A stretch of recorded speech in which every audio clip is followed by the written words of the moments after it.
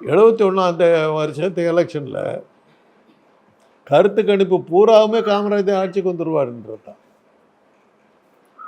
எந்த அளவுக்கு அது போயிடுச்சுன்னாக்கா, அன்னைக்கு சீஃப் செக்ரட்டரியாக இருந்த ராயப்பாங்கிறவர் காமராஜரை போய் எலெக்ஷன் கவுண்ட் ஆரம்பிக்கிறாங்க, தேர்தல் முடிஞ்சு கவுண்ட் ஆரம்பிக்கிறாங்க. கருத்து கணிப்பு ஃபுல்லாக திமுக 67 வந்த திமுக 71 காலி, காமராஜர் ஆட்சி நிச்சயம் அப்படின்னு போட்டாங்க. அதுக்கு அது அதே மாதிரி கூட்டங்களும் வந்து காமராஜருக்கு வந்த கூட்டமெல்லாம் ராஜாஜியும் பெரிய காமராஜருக்கும் ஒன்றா சேர்ந்து வர நின்னாங்க. அப்புறம் இந்த சோன்னு ஒரு ஆசாமி அந்த நேரத்தில் பெருசாக பாப்புலராகி இல்லாத அட்டகாசம் பண்ணிக்கிட்டு இருந்தார். 3% காரர்களை ரெப்ரசன்ட் பண்ணி என்ன அட்டகாசம் உண்டோ அவ்வளோ பண்ணி எல்லாம் பண்ணிக்கிட்டு இருந்தார். அதெல்லாம் வச்சு அவங்க கொடுத்த கருத்து கணிப்பில் ராயப்பா போய் காமராஜர்கிட்ட எலெக்ஷன் கவுண்டிங் ஆரம்பிக்குது. எப்போங்க பதவி பிரமாணம் எப்போ எடுத்துக்கிறீங்க, எந்த ஹாலில் வைக்கணும் என்னன்னு சொன்னீங்கன்னா நாங்கள் இப்போ ஏற்பாடு பண்ணுறோன்னு சொல்லி பேசிட்டு வர்றாரு. பேசிட்டு வரும்போது மணி 11:30 ஆகுது. அப்போ தான் 11:30 மணிக்கு வர்றாரு வெளியே.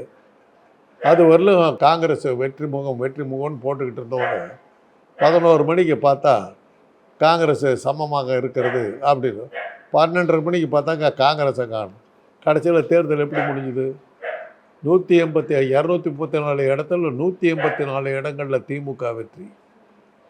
கண்டிப்பாக ஆட்சி அமைக்க போகிறார்னு சொல்லப்பட்ட காமராஜர் 15 இடங்களில் வெற்றி.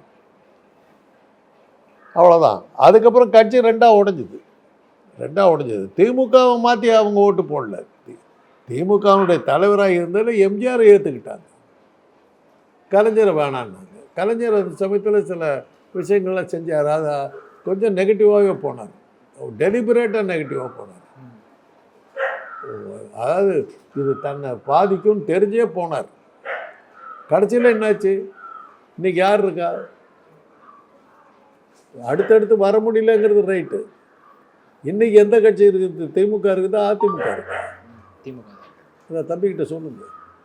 சரி, வாயில் வரலாம் எடுத்து சூப்பரத்தை எடுத்துகிட்டு தம்பி இதை கேட்டுக்க அப்படின்னு சொல்லிட்டு லாலிபாப் ஏதாவது கொடுத்துட்டு சொல்லுங்கள்.